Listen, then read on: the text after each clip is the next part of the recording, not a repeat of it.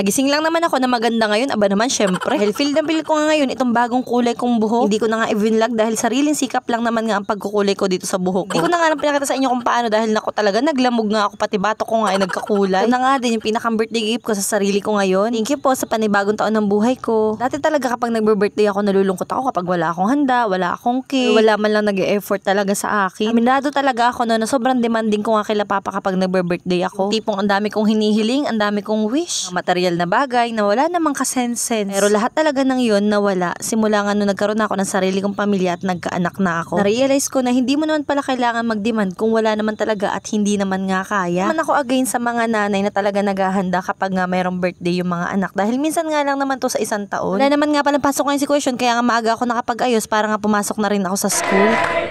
Happy birthday to you.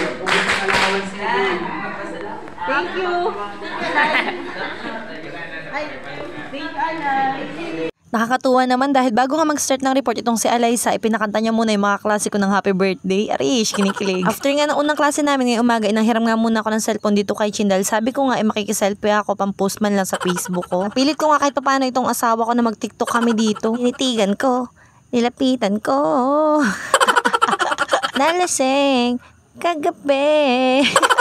Hindi ko na nga talaga nilagyan mga mamshi ng music dahil alam nyo naman mahigpit itong si Meta. Nga magkaroon pa tayo ng copyright. Medyo nakakapagod nga din talaga dahil ngayon second sem nga palaging maghapon ang pasok namin. 5:30 na nga ito mga mamshi. Sikim nga lang pala nabot ako dito sa bahay dahil nga si Daddy Sherwin at saka yung dalawang bata ay magkakasama nga doon pag-vlog. Pakiramdam ko talaga palagi pagkagaling ko sa school ay gutom nga ako. Bumili na nga lang ako ng tinapay para nga i-partner dito sa kape. Kapag hindi nga talaga ako nakapagkape sa buong maghapon ay naku talagang parang may kulang sa buhay ko. Alam nyo yun? Sa pinakatutuwa ko ay dumating nga pala itong tripod ko na ngayon ay magagamit ko na nga sa pag-vlog kahit ano pang pesto ko mga mamshi. Maya nga ay dumating na nga din pala itong sila Kuya Sean na may dalang putlong. Sabi ko nga ay dapat hindi na sila bumili dahil nga nakapagtinapay naman na kami. Sabi nga ng asawa ko ay pasensya na nga daw kung yan lang nga daw yung nakayanan niya. Sabi ko naman sa kanya ay okay lang kahit ano pa yung dala niya. Syempre si Chantal na naman ang tuwan-tuwa dito. O diba tingnan nyo ang reaksyon niya dyan. Birthday nga daw mami. Diba hindi lang nga ako natutuwa na may bago kaming tripod. Syempre si Chantal din dahil nga mukhang vlog-vlog na nga rin yan. Habang kumakain nga ako ng footlong ay hindi ko nga ina-expect na bumili pala ng cake itong asawa ko. Kasing laki nga ng monay, charot.